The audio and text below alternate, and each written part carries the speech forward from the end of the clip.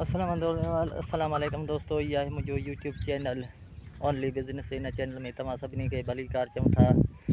असांजो रोज़ जो प्रोग्राम जेको हूंदो आहे तव्हांखे बिज़नेस जे बारे में ॿुधाईंदा आहियूं त बिज़नेस खे जेको स्टार्ट कजे उहो कीअं कजे ऐं कहिड़े तरीक़े जो जेको बिज़नेस आहे सो तव्हांखे मुनाफ़े बख़्श कारोबार थी सघे थो। ही नंढड़ा छेला आहिनि जेके मूं कुझु ॾींहं अॻु में वरिता आहिनि ऐं ही जेके आहिनि से ताते वॾा करे पोइ जेको आहे सो ऐं हिन मां सुठो ख़ासो जेको आहे सो नाणो कमाईंदुसि।